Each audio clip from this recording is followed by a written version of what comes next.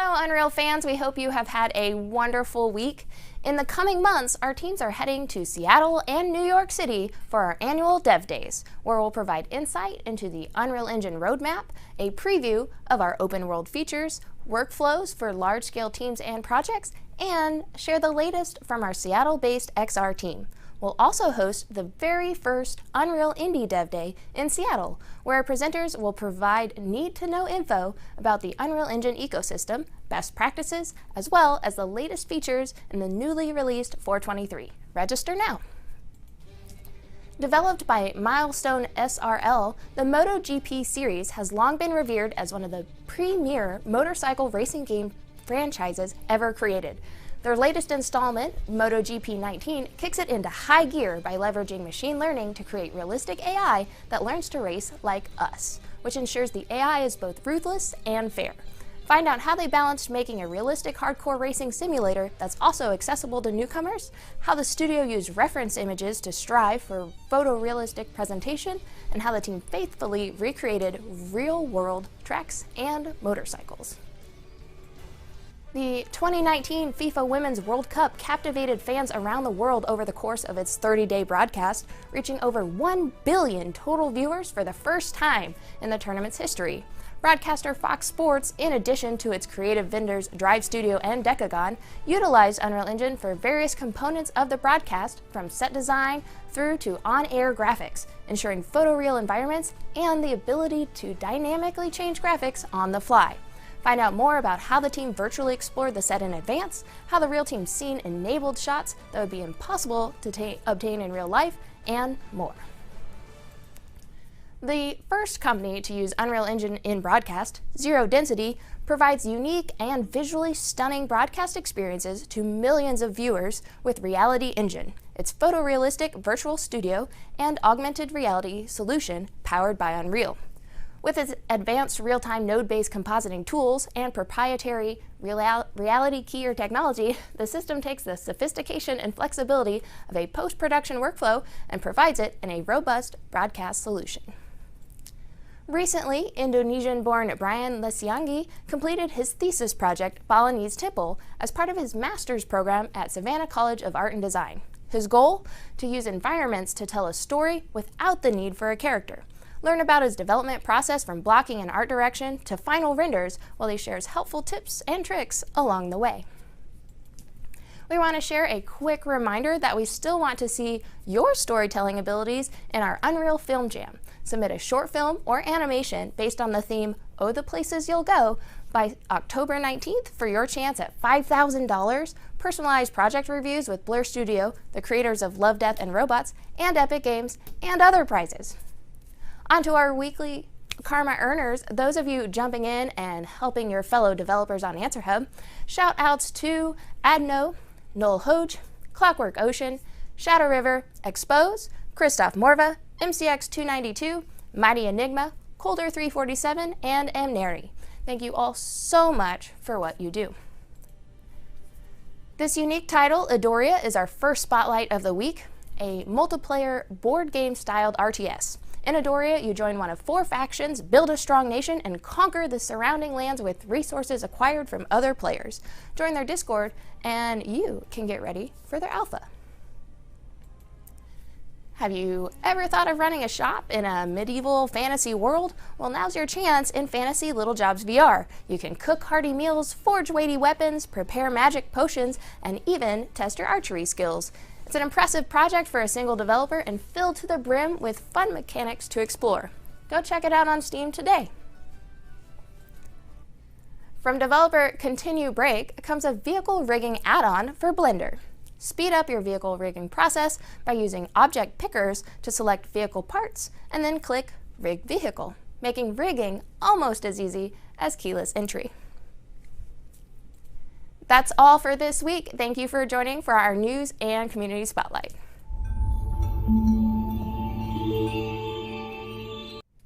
Hey everyone, and welcome to the Unreal Engine livestream. I'm your host, Victor Broden, and with me today, I've invited technical writer Tim Hobson. Thanks for coming back. Sure. It's a pleasure to have you again. And just like last time Tim was on, we're going to talk a little bit about the quality of life improvements and some of the sort of lesser known, does not require a full live stream features that come out in 423. And I don't think we have much more of an intro to go with. Yeah. And I know that everyone is excited to just sort of dig in. Yeah, so before we dive in, just to go ahead and give you an idea of what our main focus is going to be in this stream. It's like we're going to do the HDRI backdrop asset, which is this whole visualization for products, and you can even use it for games and other assets. We also have from material expression node, we'll look at some of that, and then we'll look at dual height fog and a quick setup on that, and then we'll look at some of the new foliage actor types that we have. Which are It's really awesome. cool, so. And we'll try to answer your questions around 423 as well. Just make sure you throw them in chat with the brackets in question, and then hopefully we might be able to answer them. Yeah, hopefully. Depends on if it's in my or Victor's wheelhouse, but we'll do our best. We'll do our best. We always do our I've best. read the release notes, so I can probably make my way through some of it. Okay, so let's go ahead and just jump into the editor. I'm going to show you we're going to start off with the HDRI backdrop asset. And I just want to show you the scene before, and then we'll just do a quick setup. So this is just one that I used actually for the docs, and it's just our asset. I've got a scene set up here with or a static mesh that I got off of NASA's website, which is really cool because they provide like all their satellites and things like that for free. And me not being like a 3D modeler or artist, and just want to put a game asset, this is really kind of something really cool I can just toss in the editor really quickly.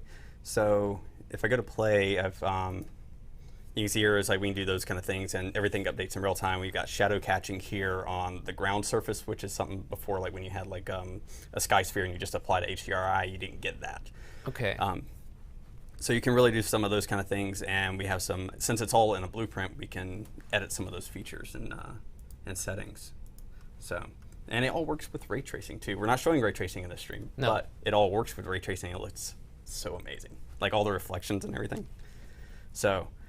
Let's go ahead and get out of this one I've already created. We're just going to create a new level, and I'm going to create a blank one here. And to clarify, the HDRI backdrop assets, you need to enable the plugin to have them in your project, project, I'm going to go through all that in just a second. Okay, I'm trying to jump ahead, man. Sorry. Just make sure we get everything. My notes over here. Your notes. Yeah. Okay, so I've got this blank scene here. And this is where we're going to do all of our setup. And just to preface, I start out with a blank scene because once we enable the HDRI backdrop, it has a skylight already with it, so you don't have to add any lighting unless you want to do, if you wanted to just use the backdrop itself for the HDRI image. But the way to enable it is we go up here to Edit and then Plugins. If you remember during the previews, if you participated, it's like this was originally enabled by default. And it wasn't actually a part of the plugin, but we moved it later in that release. So if you just search HDRI, you'll find this, enable it, and then just restart the editor, and everything will be there. And all we have to do is come over to our modes panel here. And then when you search HDRI, you'll be able to find it where it was originally as location. And then all you need to really do is just drag it right into the scene, and you've got everything kind of set up here for you that we can start messing with. And I'm going to go to my content browser. And sorry, one second. Find my static mesh for Juno. Oh, there we are. We did change the setup here a little bit to give you an easier time looking at the monitor. It's still difficult though, because it's a little far. So one of the things too is like once you get your asset in here and everything, you'll notice everything is kind of skewed depending on your perspective, and that's just kind of the way everything is set up for depending on the type of mesh we're using. So I'm going to select my HDRI backdrop. I've got my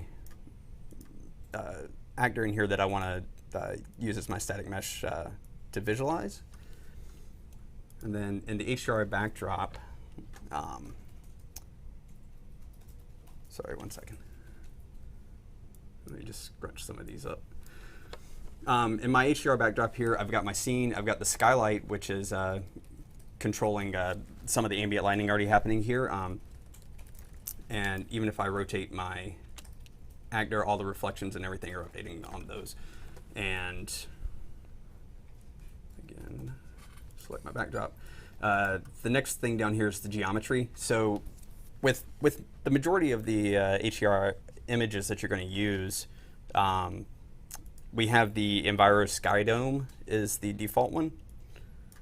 And you can find a couple of the other meshes under here. So if we go, be sure that since everything is contained in a plugin, if we go to View Options, Show Engine Content is the first thing you need enabled. And what's going to do is it's going to show all these folders here. But the next one you need as well is the Show Plugin Content, and that's going to show the content as, that we need for this HDRI plugin. So if I come up here to Browse, I can search Enviro. Get rid of that View Options. And you'll see that we have a couple of options here that we can choose from. Like for instance, like the box is more of a squared one with some soft edges that are rounded. You may be able to see it over here in the details panel, and you can see that it's got some of those chamfered and smooth edges. Can work really well for like studio environments and those kind of like gray backgrounds or something if you want like a constant color. We also have some that are like a box sharp, which gives you really sharp edges, and for something like a that I'll show in a second, for one that we're going to set up our HDRI image and show some of the things that we need to adjust there, that would probably work really well because it's more of like a normal room that has those sharper edges that we can adjust, and it doesn't have to look like a dome or rounded. So, whoops. Just reset that back to the Sky Dome. So just going through some of the other settings that we do have here, if we click back on our HDRI itself, we have the assignment that we can assign different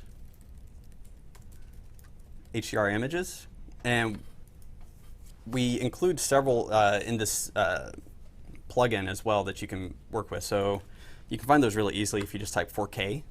And it'll bring up some of the ones that we provide by default, like the autumn hockey is a really nice one. Take it a second to load. So you get some environments that you can start to play around with yourself and start to check out. And I'll show how to get rid of some of the skewing and stuff in a second. But there's a really cool website like HDRI Haven provides a lot of these for free, and I reference that in the docs as well, so you can pick up some more there. Some of the other things too, I'm gonna go back to my other one. If we add in you can adjust the intensity for some of these HDRI images as well. So you can set up different lighting conditions and get that actual look that you like. For some of the ones as well, like here for size, you can scale the size of that mesh dome that we're using or whatever it is to set up that projection. And then the next one down here is the projection center. So you can punch in direct values if you'd like, but the preferred method is we actually have this little gizmo here that you can drag up and down, and some of that skewing that we saw when it's really low, as we start to scale it up, we can start to see that some of those trees and some of that background starts to blend, and depending on the camera's perspective that you choose, that can really help you to align it and get some of that skewing off. And then, I feel like this is Dude, Where's My Car? And I'm just going, and then, if anyone remembers that movie. And using that size scaler there is yes. better than, you don't want to scale the actual mesh, right? Well, that's what that's just doing. Mm-hmm. It's scaling the mesh. Yeah, you don't want to, it's better not to scale the mesh itself, use the projection center. It's still going to move the same way. But okay. Like there, it looks like it's like as I scale up, it's also scaling up the gizmo and everything. Mm-hmm. So I mean, the better option is to use the projection method, or the projection 3D gizmo that we have here. But I've just now added a directional light as well, so we can see that we do get that shadow casting. And one of the next settings down here is that can be really useful to start, because depending on your HDRI image, you want to find a good intensity value that works, but you also want to find a light value that works for your directional light, and you want those to blend more seamlessly with the back. So with the background here, so it's like using the lighting distance factor here, we can actually adjust this and choose how much how that light is actually blending, the area that is actually shadowing around the camera. And then there's just some other options here, like for camera projection, if you don't really care about, like you can still get the shadow casting, but the camera projection is just projecting to the camera itself, so no matter what direction you look, it's not based on the projection center, and it's not of that 3D gizmo and everything. So, but one of the bigger questions that we get asked that I see this come up often as well is like is around HDRI setup. So when people import their own HDRI images, there tends to be some issues that they'll run into sometimes. So I don't have to go to the content browser. I'm just going to search. I'll actually go ahead and apply and show you what it would look like screwed up, and then we'll fix it. So I've got one that I've brought in already.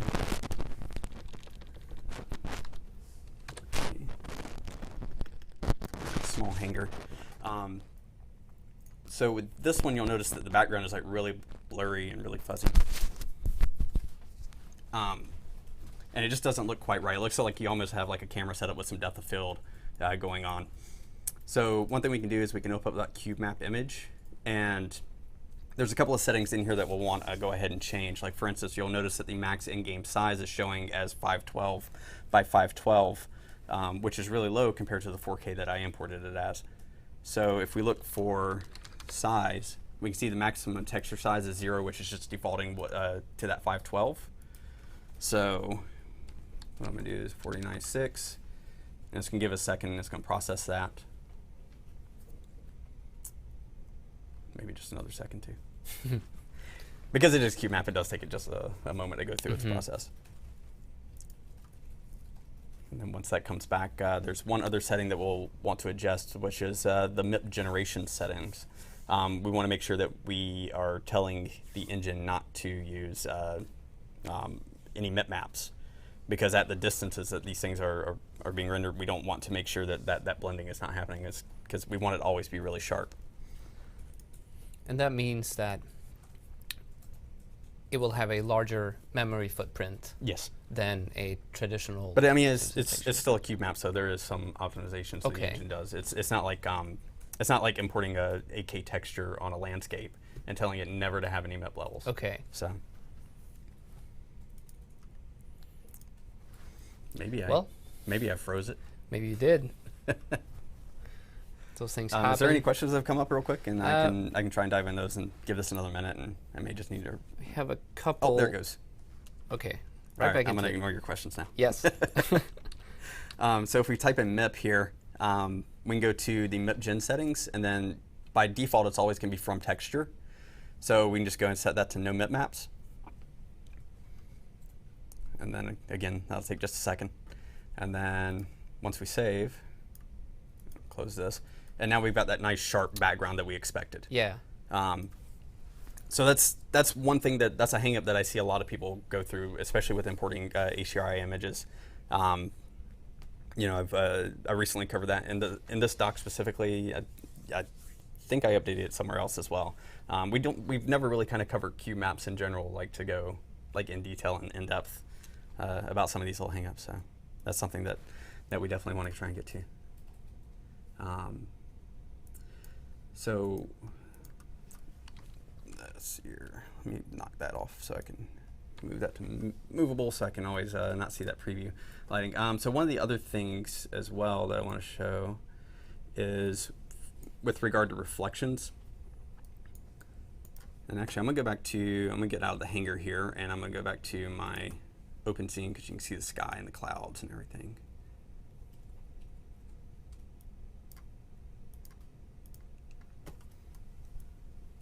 So one of the things that is you want to have nice reflections from the HDRI and the whole environment in general. I'm going to turn off screen space reflections.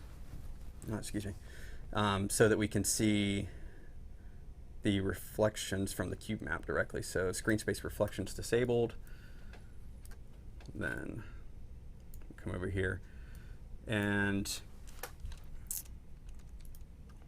if I select my HDRI backdrop and I'm going to select the skylight, One of the things you'll notice is the QMap resolution is 128. It's always a power of 2, but 128 is the default that we use. And even though you have this high, we've made the HDRI show up really nice and crisp, we may want to show the resolution in reflections to be something higher as well. Okay. So this is going to be memory intensive, so it's like, you wouldn't necessarily want to set it for like 2048 or 4096 for in-game purposes, for everything, but for product visualization and for these kind of quick one-offs, it is something that can be beneficial here to get that high quality. So if we go to the project settings, and then we're going to search for resolution, you'll notice that reflection capture resolution is in here. I've already got it set to 4096. It's one of those things, again, it takes it just a second to process. And something to be very cautious about when setting this value.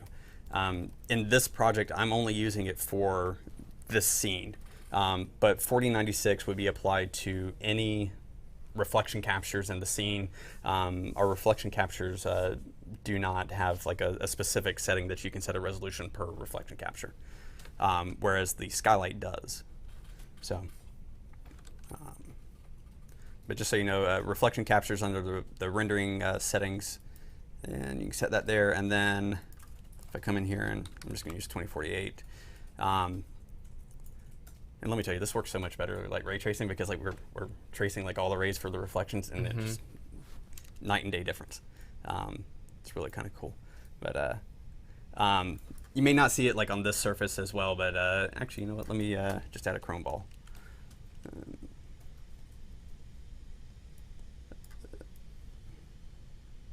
There.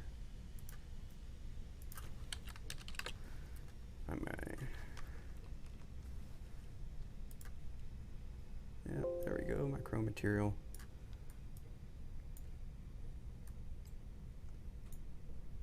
That's the material you usually use to. Yeah, this is just a very basic material. Usually just call it like a chrome ball, and it's just a constant 1 plugged into the color for white and then for metallic as well, so it's fully metallic. And then just set roughness to 0 for with a constant there, and you have like this fully reflective material. So if I come in here and I adjust the skylights resolution back, let's just say 64, you can start to see really that difference.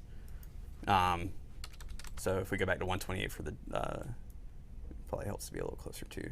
Because like a lot of the product visualization stuff I see, it's like you have these really slow pan cameras that are going near a surface, and you want that really high quality there. So 2048, and you can start to see those details around the tree line and everything start to really pop in. Those details with the clouds as well. And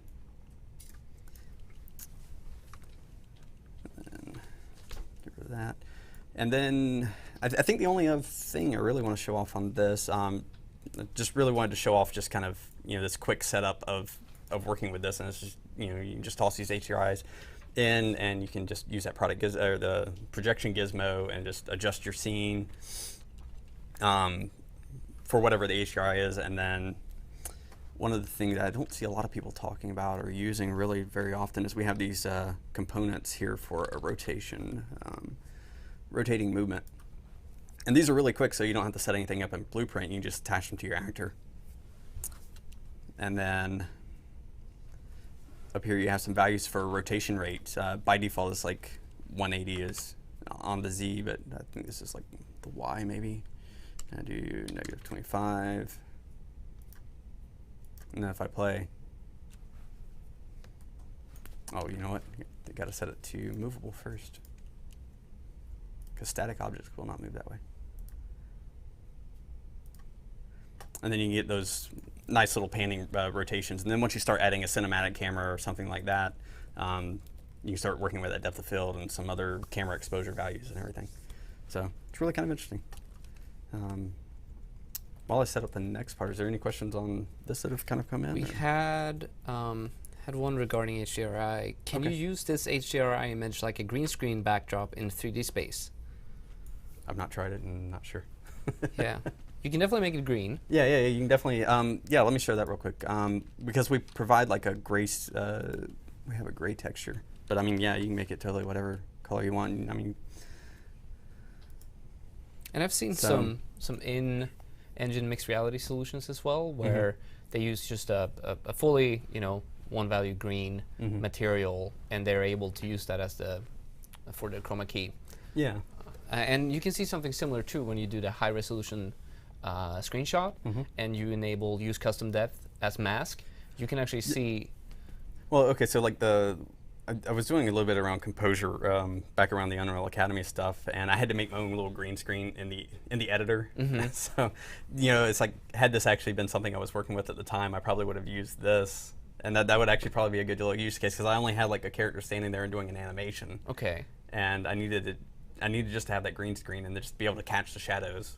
And Yeah, just be able and to put this it would into be my- all green, right? And I just need to do that burnout. Is all I need to do, and yeah, that would actually work. So, yeah, not original intended purpose, I guess, but it's kind of cool. It's like that's the one thing I do love, is like you can always work with these other kind of things with it. But I guess we can move on to the next one. Let's look at from material expressions. This is one of our new material features that came out, and let me find my map.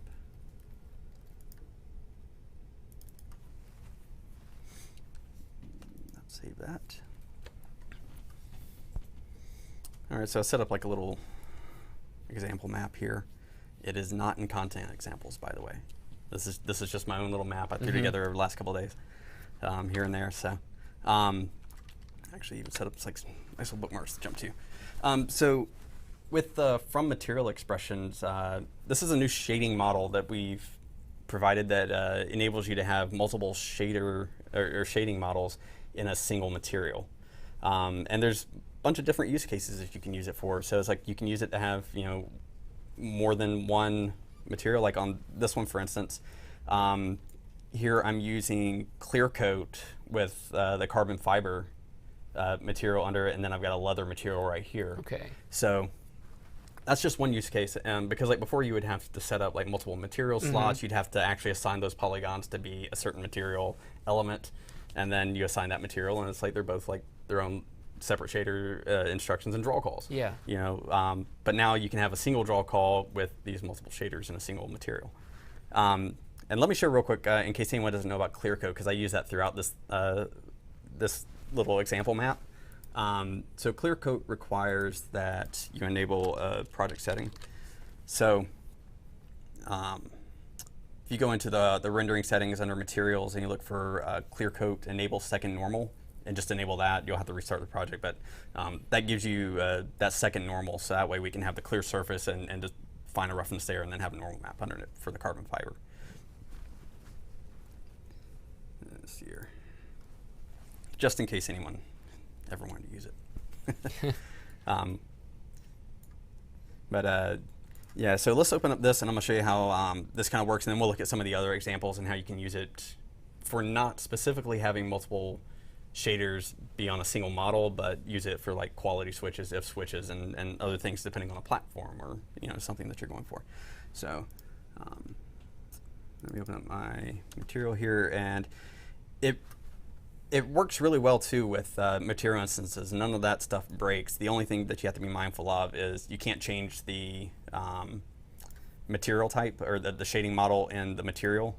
We wouldn't be able to change that here, because it's just going to silently fail, and it'll just always take the base parent. That's just something to be mindful of with material instance. But let's open up my parent material here. So first thing you're going to want to do is over here in the material details under material shading model, we're going to come down here and we're going to select the from material expression. And since this material is already set up, this is already covered in the doc, so I didn't bother trying to go through. It's like, let's walk through just connecting nodes, because that can be boring to watch. But the use shading models we have over here, this actually lists all the shading models that we are actually using in this material graph. So if I zoom out and I just see the simple material that I've got set up here, we can see that the clear coat and default lit are the two shading models that I've used. If I add another shading model here, we have a shading model node, and I select that, and let's just say I were to add subsurface to this as well. And come back and select this. We've now got those three are all selected. So I can see, it's a quick way to identify, if a material is using multiple shader models and what it is, or shading models and what it is using. So the only downside I'll say to that right there is it doesn't tell you what's actually hooked up. It just tells you that it's referencing it in the material. So that's something to be aware of too. But in this one, just to give you an idea, it's like the top one up here is the default lit shading model. And all it is setting up the leather material that I'm using, the set material attributes. So you can use that, or you can use the make material attributes nodes. I like the set because I can specify actually, exactly which ones attributes that I want to use, and I can plug my shading model into the shading model input here. And then I've got the same setup down here for the clear coat, and all of our secondary normals are being driven through that output. And again, it's the same thing, except we've added on the clear coat roughness and the options here for that, and plugging in the shading model. And then everything else is being driven by our blend material attributes node here and the alpha mask that I choose. So depending on the alpha mask that is chosen, it can determine how that is laid out on your UVs for the mesh. So if I were to come in here, and I think there's another one called default.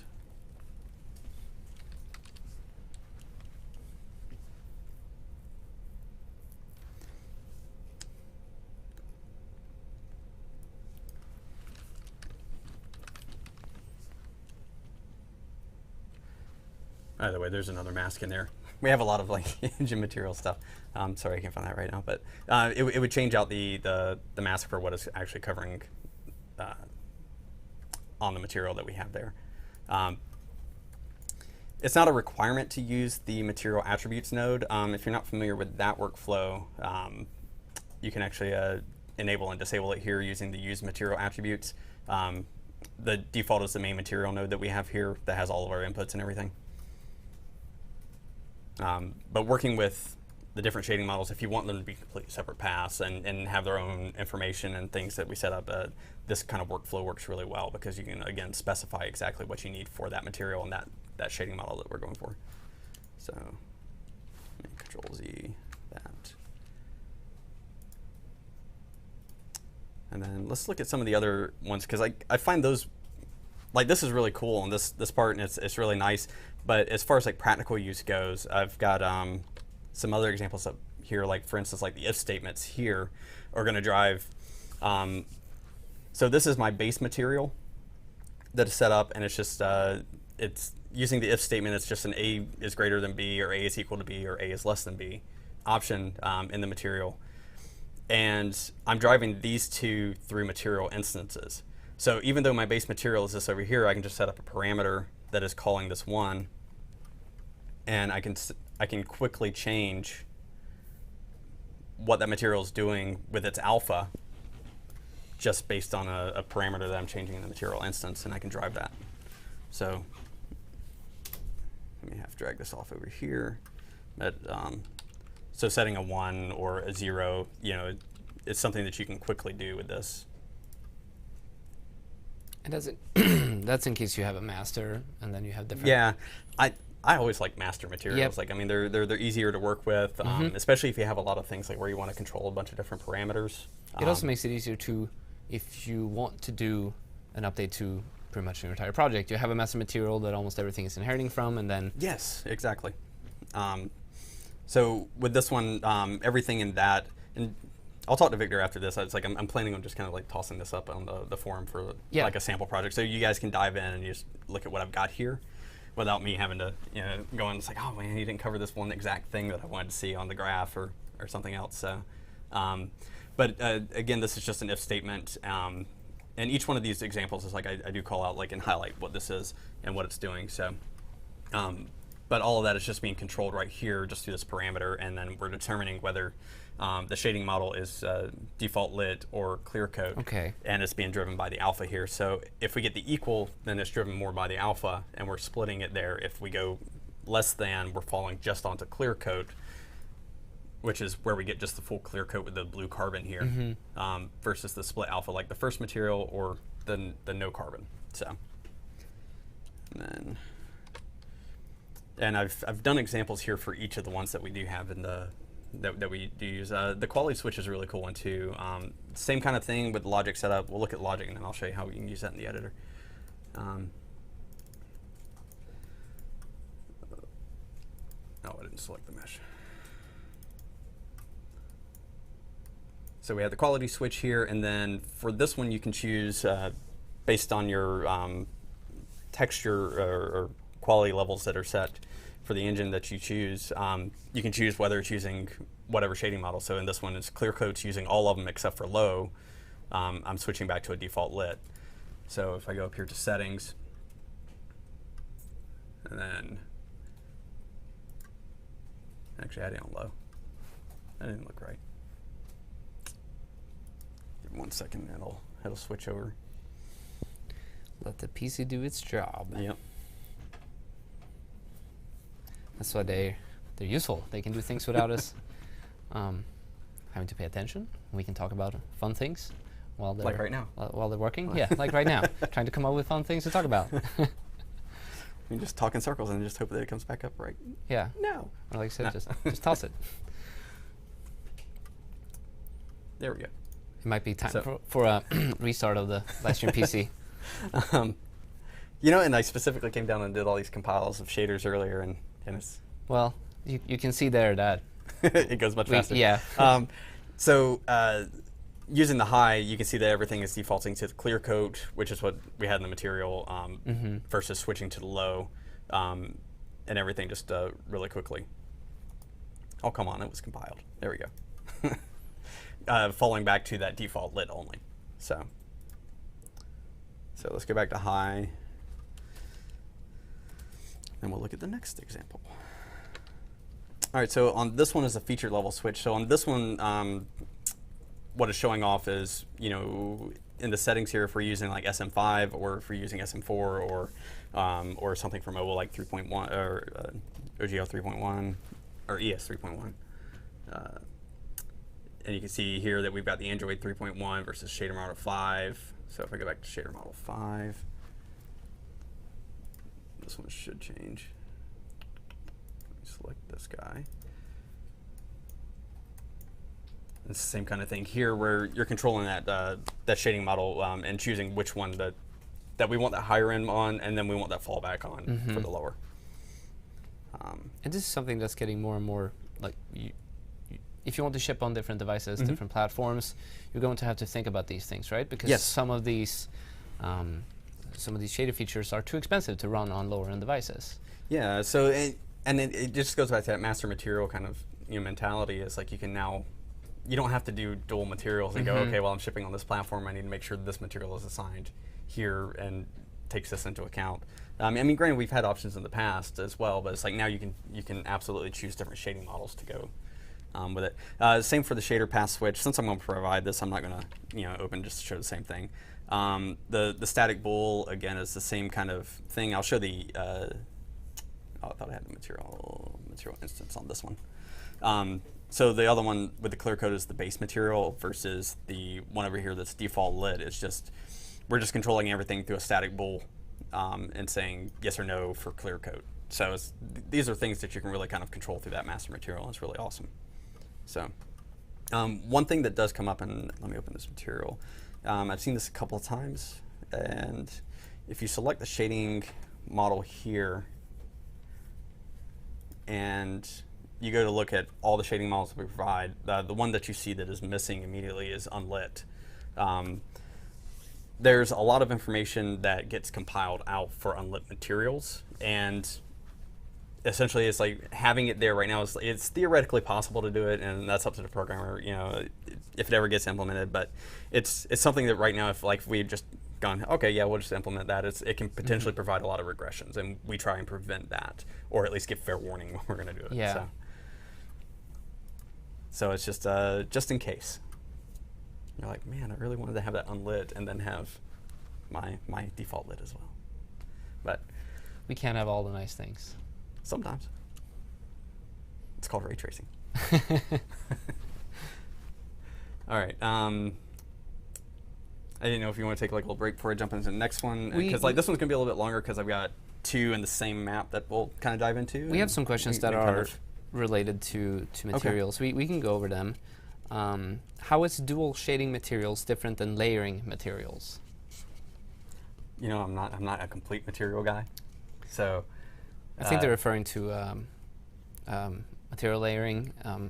Are we talking like, because we have material layering the system, which is experimental. We also have like material layer blending, okay, which is just blending of materials. We do that with like landscapes, and then really like a lot of the use case that we're doing with this one is we're saving draw calls, and that's very important on mobile for a lot of things. And I mean, Fortnite drives a lot of development, and if we can save draw calls, man, draw calls are like a big thing. Like across the board, it's a big thing. I mean, imagine even with your experience in VR. Yeah, that's a big thing. Is especially in mobile. Yeah, it's a very low number that people should go, what? Yeah, I mean, you're not always developing to the lowest common denominator, but you got to keep it in mind. Yeah, there's things there that you want to always. You don't want to just willy-nilly just kind of like we'll just make everything high performance and not take that into account, because it's a lot of work to go and backpedal. Yeah, it is one of the more expensive processes to run in terms of the rendering pipeline. Yeah. And it can add up real quick. Yes. I know that doesn't fully answer your question. Fortunately not. We'll see if we can get back to it. They were wondering what's more performant, separate materials with different shader models or a single material with multiple shader models? This is going to be better. I haven't done profiling or performance on everything, but you're still taking into account your shader instructions there. They are now in one material. So I guess if you make like a super, I'm just speculating on this, like if you're making like a super expensive material and you're having multiple shader models there, I mean, it may be a hit, but I haven't done any comparisons, so I can't say for example, but again, you're one less draw call. Yeah. So I think they were wondering though, like you were mentioning earlier, what you would have to do is to, have separate master materials for different platforms. And I think leaving out the one instruction of checking which one you've selected, that is probably less instructions. Yeah. So, but sometimes you also have to, like, there's a trade-off there, right? Because now you have increased the scope of what you need to change depending on which platform you're packaging for. And so sometimes it's worthwhile, thinking of the longer scope of the project. You can do a small performance trade-off that increases the efficiency of how you work in the project. Yep. And and if there's a lot of people, it can get a little trickier to make sure that everyone, this was Well, y'all are covering it next week, and it's like with the virtual texturing. With that one specifically, there is a trade-off. It's like it's not like just convert everything to virtual texturing and we're golden. It's like there is a trade-off because like you are getting more instruction counts in your material. So it's just finding that balance of what works for your project. Yeah. So. See, and then there was one more question, which go ahead and open up my next map, and then we'll have that ready. You can do that. Okay. Do multiple shader models work on forward renderer? I have not done any testing on forward renderer. I'm not sure either. That's a good question, though. I haven't used forward renderer in quite a while, actually. I use it almost. Do you? Yeah, every time. Yeah, VR, then especially mobile VR, it looks so much better. I know we try to keep those aligned, where possible, and it's like it should. Like my assumption would be, it's like I was never given any information. It's like, oh, hey, it doesn't work over here. So I imagine if it's working on mobile, it's I'm about to convert to 4.2.3 really soon, so I'll actually go ahead and make sure I follow up. Like I don't know if clear code is supported on 4. That's something I'm not sure on. And I know I use it extensively in this, but I wouldn't imagine it would be a problem for any of the other shading models that we have. There should be no limitations there. Yeah, and it's pretty easy to test too. Yeah. All right, I think that was it on materials. Okay. All right, so I ripped out like a map from content examples. I'm going to ignore that for the moment. We're going to come over here to dual fog. And then let me speed up my camera so I can get over here. Is that a shift scroll wheel, right? Shift scroll wheel to speed up the camera when you're... right click on the right mouse button. Right mouse button. Yeah, right mouse button, and then just scroll. Like roll that thing forward until you. I think it's while you're moving the camera, though. Yeah, right? yeah, while you're moving the camera. Yeah. But even still, that has like a maximum value. So it's like I like to adjust the camera speed over here if I have larger levels. Yeah, and they're two independent ones. You're actually Yeah. not controlling that camera speed when you're doing the scroll, right? Yeah. Yeah, exactly. It's like it has its own multiplier within the way. Anyways, thanks, Victor, for the distractions. You're welcome. Okay, so let me get it down here. And let me rip out this details panel. I'm gonna put it over here. I'll scrunch this down so we have a little bit more real estate on the screen.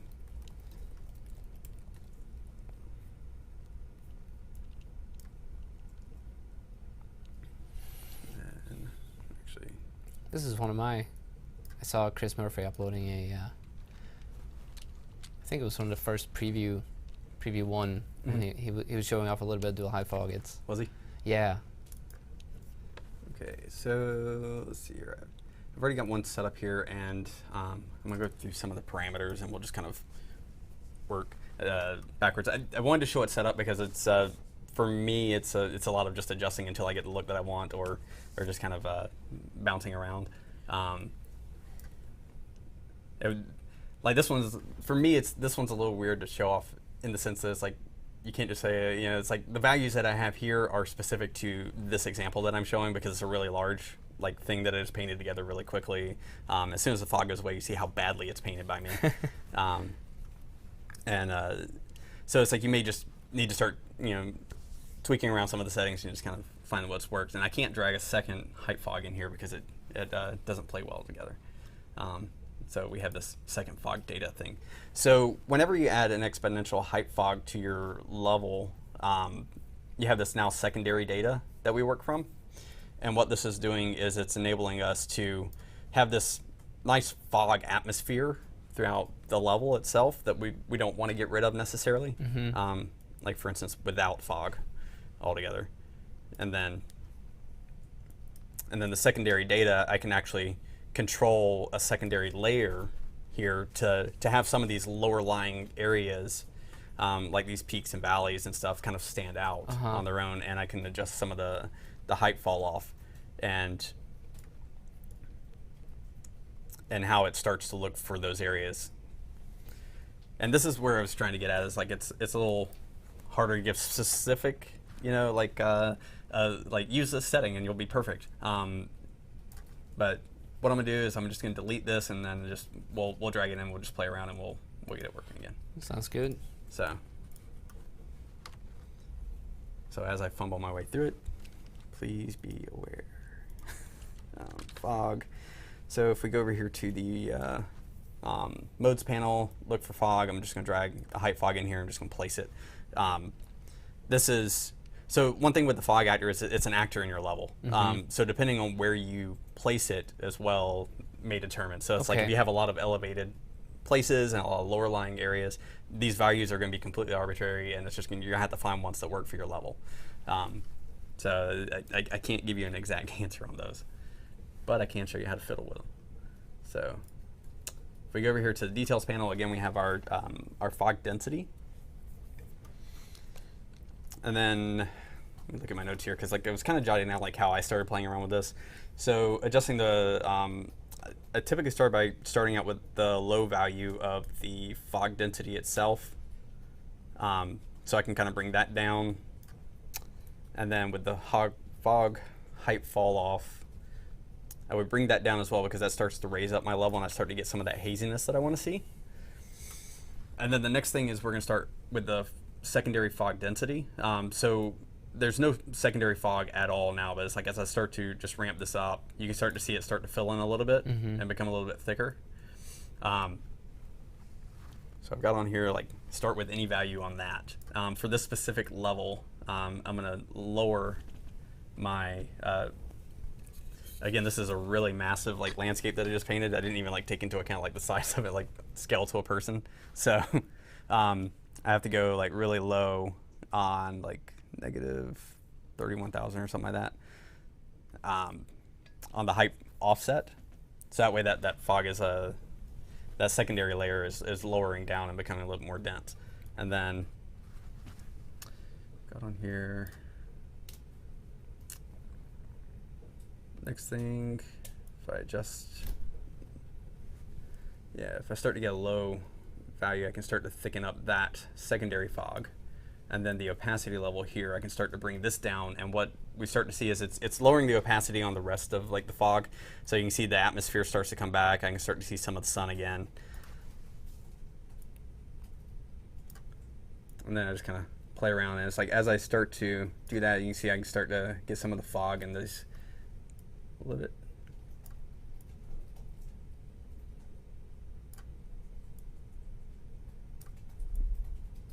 There's always Sorry. a bit of I told you this one Yeah. was just like, you know, tweak it until it looks right for you kind of thing. Mm-hmm. Like here, if I just go back and punch in my values, and again, this will be here for everyone to kind of play around with too. So, sorry, this one's just kind of like the weirdest to show off specifically for me, you know.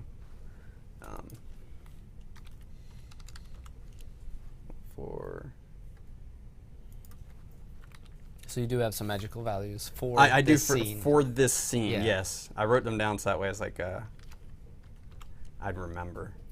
I don't trust my memory. 0.7.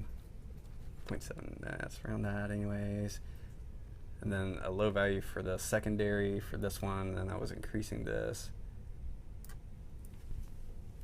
And then I started to bring this up. Okay, what did I do? I think I broke something that I had. Is it because you moved the I might have. location of the actor? Yeah, it might be it.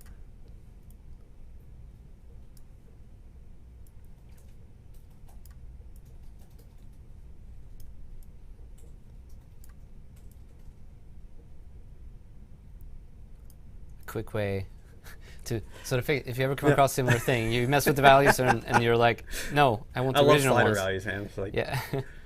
You can reload the level unless you've saved. Here, you know what? I'll just reload and go back to what my default was. Same thing, right? Yeah, same thing, right? I think I inadvertently broke something in it, but it's not to say it's specifically that. But I was most nervous about showing that one off anyway. Like, I mean, it works. It's just like for me, it's again, it's just like finding the values that work for this level. So, world outliner. Yeah, finding values that works. It's also, you know, subjective to what you personally think looks good, right? Yep. Like this one was really, you know, just more like thick fog, and it's just it's nice to have these secondary layers, but again, it's just, you know, kind of find your values that work for you. And I'm just gonna drop this one at this point, and we'll go look at the landscape stuff. Next.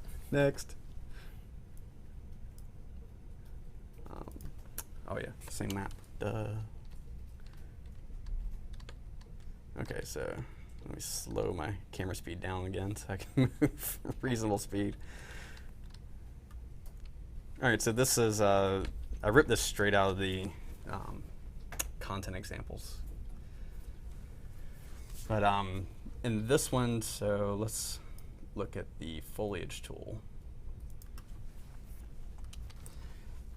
So if we go to the foliage tool here, let's crunch that up. We have pretty much all of our actors that we paint into the world, and those become these instant static meshes that we can use, and they get clustered together and everything. But, you know, one of our, like some of our artist requests have always been they want to be able to paint these objects in the world without that they've created. So they have these interactive like blueprints that they've created, and I'll show you one that I've got in a second. But you know, it's like if we think about like the trees from Fortnite, for instance, you know, those are interactive things that you can destroy. And our artists, as they go through and they want to be able to paint these trees, you want to be able to paint them with intention and to be able to selectively move them, and you don't want to have to worry about going back. So it's like if you have like actors that you place in the world manually around, they're not if you go and edit your landscape, those aren't always taken into account. So it's like you have to go back and you have to manually adjust them, tweak them, and everything.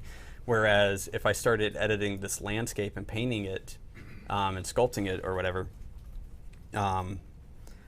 those instances of the trees, they take into account the normal and the bias and all that stuff, right. and I don't have to worry about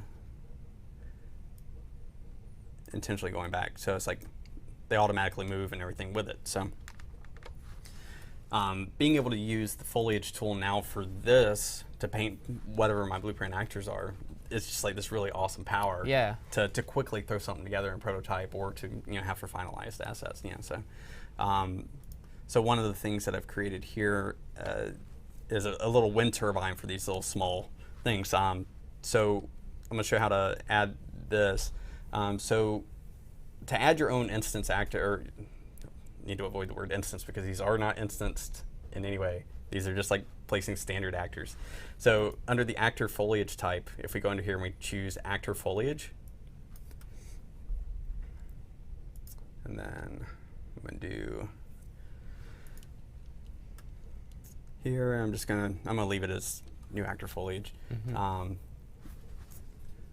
under my content browser, what I now have is this new actor, and what you'll see here is all this, not all the settings, but the majority of the settings that we get with the normal foliage actors themselves if we were to select them in the foliage tool.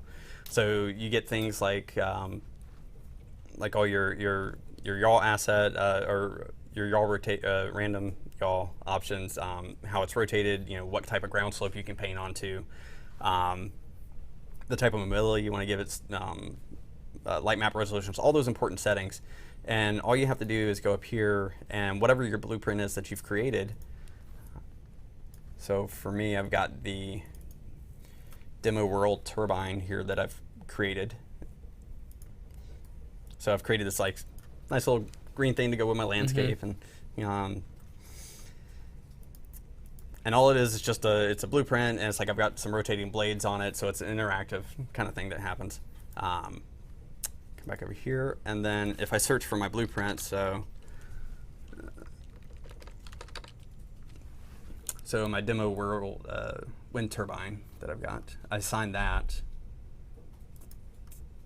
and I save this. Drag that off to the side for a second. Now I'm going to go back to my foliage tool. Can you also just drag your actor in there like you do normally with a static mesh when you add it to your sort of foliage library? I didn't try that, but we can see real quick, and if you break it, it's your fault.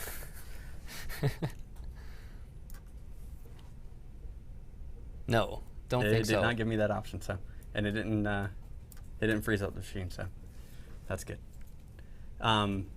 But I've got my instance here, so I'm going to select this. I'm going to deselect that one so I don't paint twice.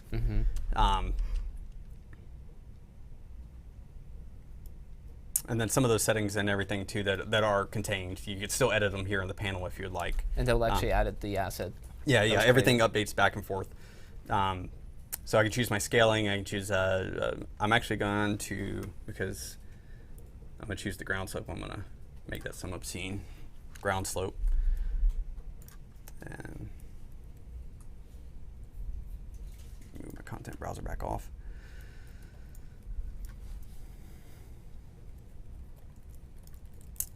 And I'm going to, oh, whoops, not that.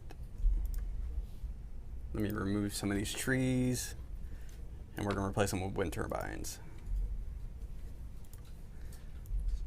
So now I can just start painting all of these all over the place. And the one thing you'll notice, again, this is, since we do have like all those foliage settings, the align to normal is not something that I want to do with these. So if I just erase those and repaint them again, I now have all of my wind turbines, and they're all facing in random yaws, which, again, should remember that one. I didn't like that. Let's do them all the same. And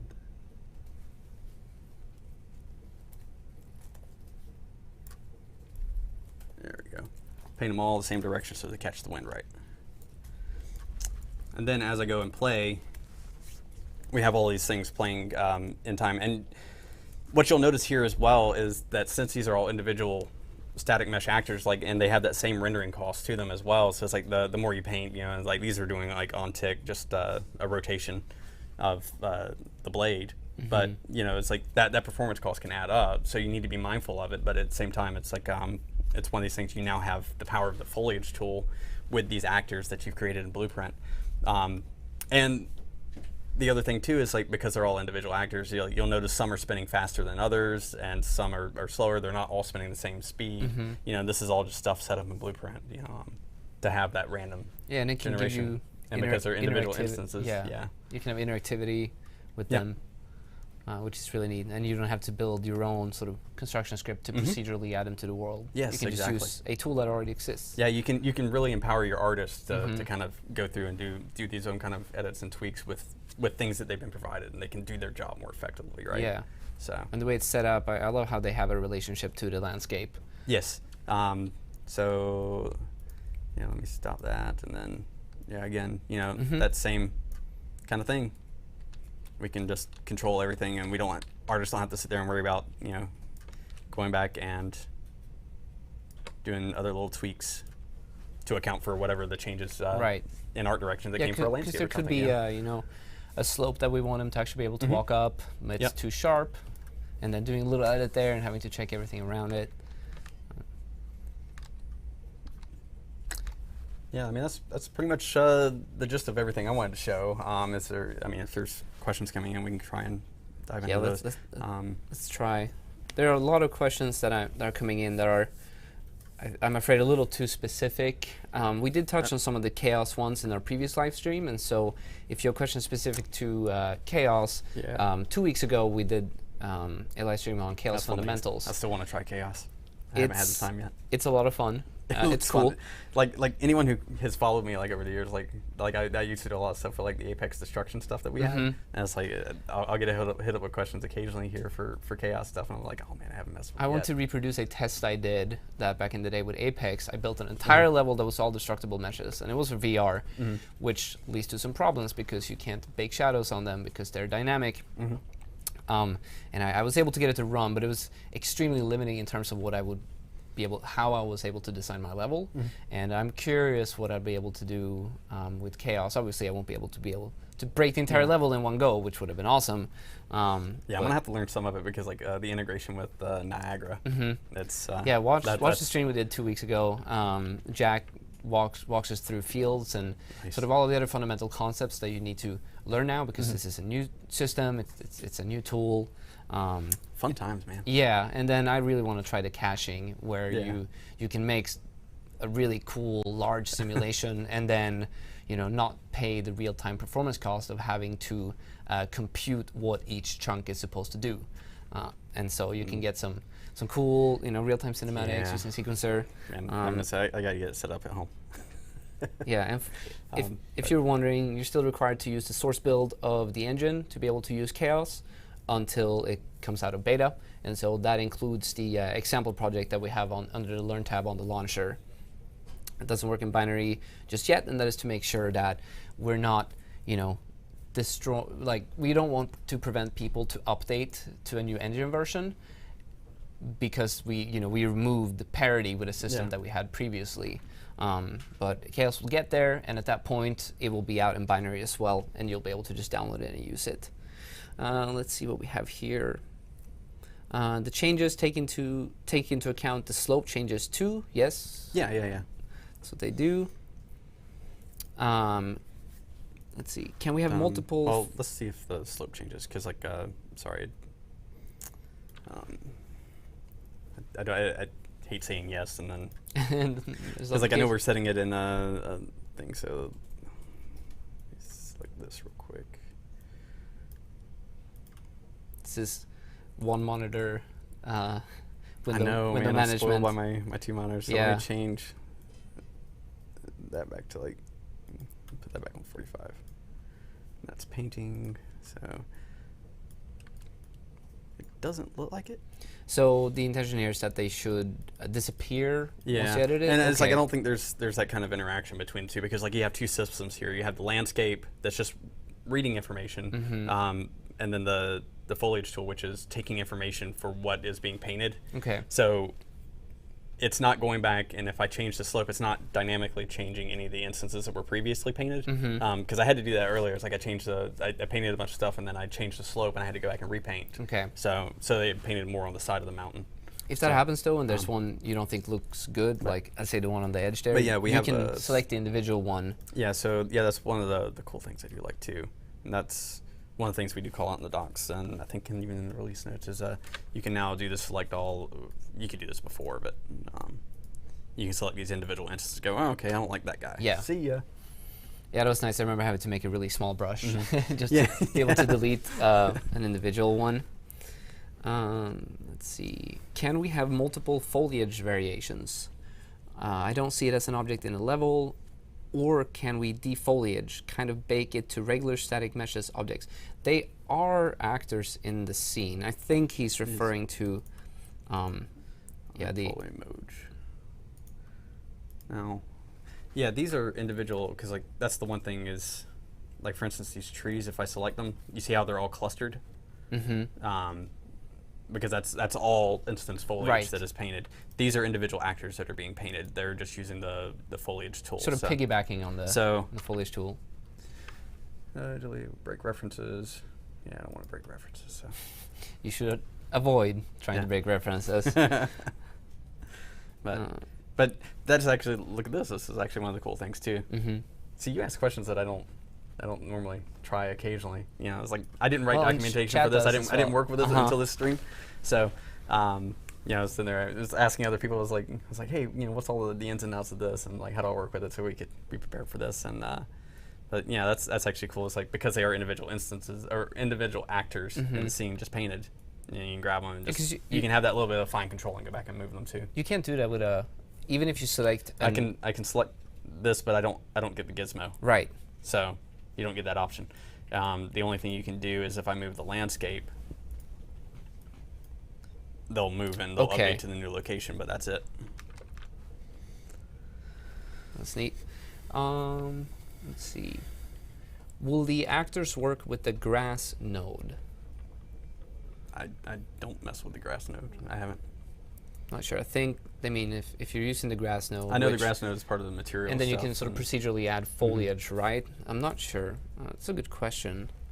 I mean, the grass node's all material based, right? It's like you paint your mask or whatever, and whatever type. Like for instance, like on this one, it's like if I wanted it only to show up on the grass, it's only showing up on the grass, not the dirt. And I think that's just whatever it's painted onto, right? So I'm having to speculate on that. Yeah. Can chaos destroy blueprint actors added via the foliage tool? That should be relatively easy to test. I'm not sure. Chaos? Right. I know nothing about chaos. Right. That's why I'm more bringing it up as a topic of conversation, which actually is kind of cool if that works, because you'd be able to use the foliage tool. Considering that the wind turbines there, they are actors in the world. Now, they do have a special relationship that a normal actor, if you just dropped it into the scene, wouldn't have, right? However, I don't think there should be any reason why they wouldn't be able to do that. I think pretty much if you can include it into a blueprint, which you can. Yeah. Let's see. But again, these are all individual actors being placed, so you have to take into consideration your that kind of performance cost. And it's like the more you populate the scene, the more draw calls you're going to have, the more performance. You know, it's not like, you know, just they're not instance actors. Yeah, they're not. Don't go crazy. They don't receive sort of the performance benefit of why we use the foliage tool for large forests and rocks and such. Can we find a list of only foliage in a scene? Do these actors are they added to your world outline or not? No, they're not. Well, I don't think these are. I think they're. We'll find out in a second. No, they're not. They're just part of the foliage. Yeah. Oh, actually, you're searching for F there. Oh, so I'm not seeing. Yes. No, they're not. They're not. So they are part of the multiple foliage family. They're like I've got. Let's see here. Like there's 14 of those instances, or those actors placed. And you can select. I think you can select all of them there. You know, right? If you select the actual asset there, I think right-click, select all instances. Oh yeah. Right. That's how you can get all of them. And then select all. That selects everything. Gotcha. because everything. I need the hand user controls. You know more about foliage tool than I do. Last time I painted foliage was quite a while ago. Alpha texture doesn't work too well in VR and can get really expensive real fast. So it tends to be. I guess I haven't done many forests in general in a long time. Let's see. There's a question about cloth simulation, the state of it. We don't have any updates there. We did fix some errant errors in the page the other day. That's about as much interaction with the cloth stuff I've had recently. Let's see. They were asking if we're working on different types of fogs. We have the atmospheric fog, and then we have the height fog. Yep. Differences there. Not too familiar with atmospheric, but the height fog you can turn on. You can make it volumetric, and as you saw, we can sort of. It's almost like a fog of. You can make it look like a fog of war. Right. Yeah. So like that's one cool thing is like the thicker you make it too, it's like you can actually save some performance because like it makes the background as like scene color. Okay. Like it just whatever the color is that's driving that. So because essentially it's going off the depth buffer. So anything beyond that point, so it's like if you set like a distance that's relatively, let's just say 10,000 units. Anything beyond that, they're essentially getting cold. So okay, so they are getting cold. So yeah, that should be the case. It's like I know it falls back and it doesn't use the depth buffer at that point. There's like some note in our documentation I was looking at the other day. Let's see. Are you going to allow for multiple foliage actors eventually, or a foliage layering system? I think what they mean is having, so you can have one section of the map being one instance foliage family. Are you talking about like biomes or something like that, maybe?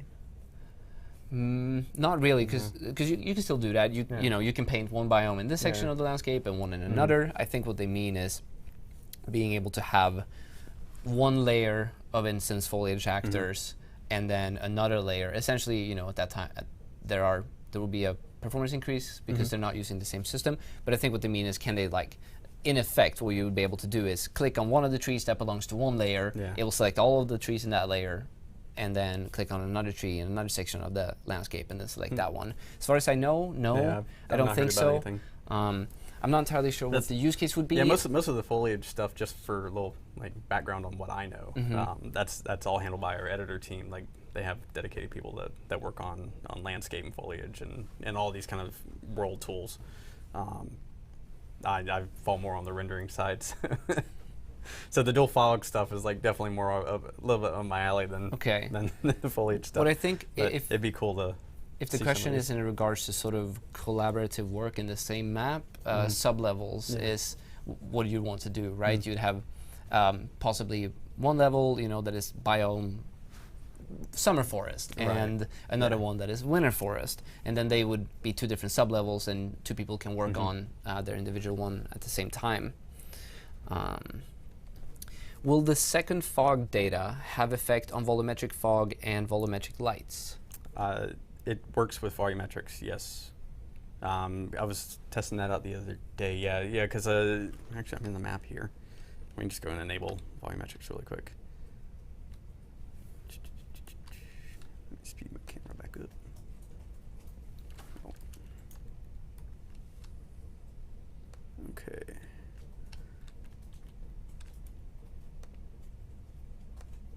Oh, that's really weird. I don't know what I did to break my landscape. It made it all like Minecraft. That's interesting. It does look like that. It was not that way the other day. And now they're going to want to know how you did that. I have no idea. I want to know how you did that. Well, you can have the map. Just save this one as another level. I'll name it Victor.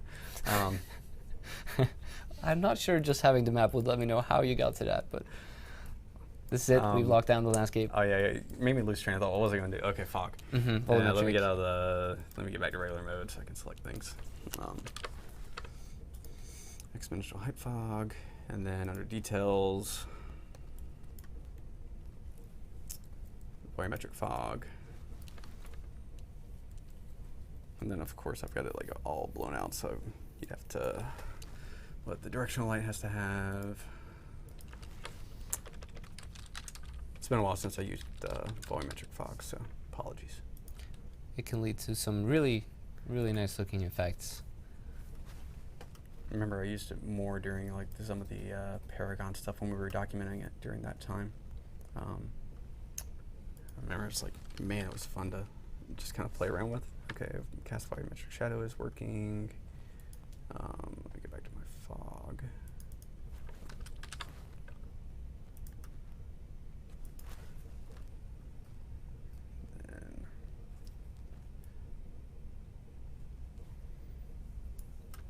And that's the scattering. Sorry, yeah, you get to watch me just mess sliders again because it's been a while since I've used it, so it's like trying to figure out where things are. Yeah, I know it's just a little bit bitty corner, but yeah, we can see some of the volumetric stuff. And it's like, again, I don't have it like properly set up, so actually, let me change my directional lights.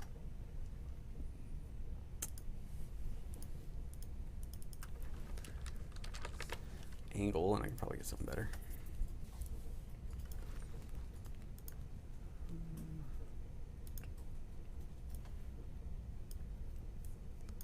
Scale, rotation. Yeah, there we go. And you changed it to stationary there? It's just whatever the mobility was on when I added it. Oh no, yeah, this one I had originally had it because I was building all the lighting and everything. So yeah. I mean, that shouldn't have changed anything. The volumetric still works. So. Yeah, I think that's it in terms of questions that there's some about fluid simulations and large scale games, which we wouldn't be able to talk about today. Just because it was called out on the forums, there was someone who had asked about the UV generation tools that we have with Datasmith.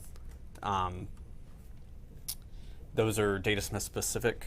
So you have to have the plugin in for those users, but we do have some documentation on it. So yeah, it's really cool. This is actually something I wasn't aware of because I don't really do anything with Datasmith at this time. So yeah, it's you can actually. I was like, but I've been crying for like UV tools in the editor for so long that it's like it popped in and I didn't even notice. Yeah, that's useful. As much as you can doing things in editor, it reduces the time spent in order going between softwares. Yeah, especially for things like that. It's like, I mean, even though it's, the reason it was, probably implemented was just because like there's some tools that don't have a UV editor in them. But just being able to, make some tweaks and stuff like that within the editor is just empowers like our artists and our people that like do those things. And even if you aren't like entirely in that field, it's just being able to do some of those quick edits and stuff right there. It's like, it's so much easier. Yeah, especially if you know what you want to do, which is edit the UVs, and you're not familiar with a 3D modeling tool and how to do UVs there, it helps knowing sort of the interface and like if you put me in Maya's UV editor, it's like I'll get lost compared because I've always been like 3ds Max is what I've used, and it's like I can quickly do it there, and it's like oh, I've got to go learn it over here. Yeah, so I think that's it in terms of the questions. If you have more of them, please use the announcement post on the forums. It's a good place on the forums to discuss specific things to the stream, and we try to follow up there and see if we can answer some of those questions as well. And I think with that, I want to thank Tim for coming over and showing off some of these things. I have a little bit things to dig into. I am excited. I do want to see, because if I can use chaos actors and the foliage tool to paint them, so it would be a quick way to add things that can break into my into my scene. That was a good question. I'm going to see. We'll be at some point soon. I should be able, and I'll try to follow up on that on the forums as well. Whoever asked the questions. As always, if you do like us and you're streaming on Twitch, make sure that you use the category so that we can come and watch a stream. I know that during the game jam there was a lot of people streaming. It was fun to jump in and see them working on the games. Nice. Always enjoyed that. I forgot to mention last week, but it's worth mentioning that our Mega Jam is going to kick off in the beginning of November. And so we will have dates for that really, really, really soon. Just next couple of days, I believe. We're going to lock that down. And it's the 5-year anniversary of the game jams. So we are trying our best to make it something special. And it's going to be big. You usually get a lot of submissions? I'm curious. We do. Last jam was record-breaking in terms of... The mega jams are always a little bit bigger. But last jam was one of the we had the most submissions of one of the sort of normal, the other 3 throughout the year that are our normal quarterly jams. Awesome. And then if you want to interact with the community, make sure our forums is a good place. We visit them frequently. We also have a community-run Discord known as Unreal Stackers. You can just go to unrealstackers.org. They hit a few weeks ago, I keep saying this, but we have hit the 26,000 member mark, which is pretty impressive for a community Discord around the tool. So big thanks to everyone in the community who's running that. I know it must be quite a bit of work.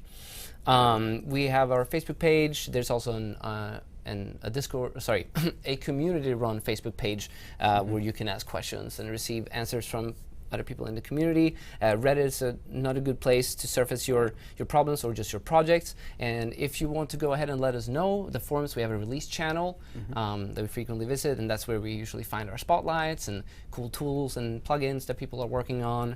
And if you saw our little countdown video, we're getting a little short now. We've repeated them a couple times, so I would love to see another countdown video. They are 30 minutes of recorded development. Speed that up to 5 minutes. Send that without your logo embedded, but send the logo to us so that we can add it to the countdown video and get some nice music going there with our little countdown timer. And as always, follow us on social media. That's where you'll find the quickest way to receive updates on what's going on in the Unreal Engine universe. And again, thanks to Tim for coming on. Thanks for having we me. will be back next week when we're going to be talking about virtual texturing. Yeah. I think it's I won't be a part of it, but no, but I'll be watching. I'll watch that one. you should, and you should too if you're interested. And we'll definitely be able to answer more of your questions around virtual texturing at that point. So without further ado, I think it's time to say goodbye for this week, and we will see you all next week. Bye, everyone. Bye.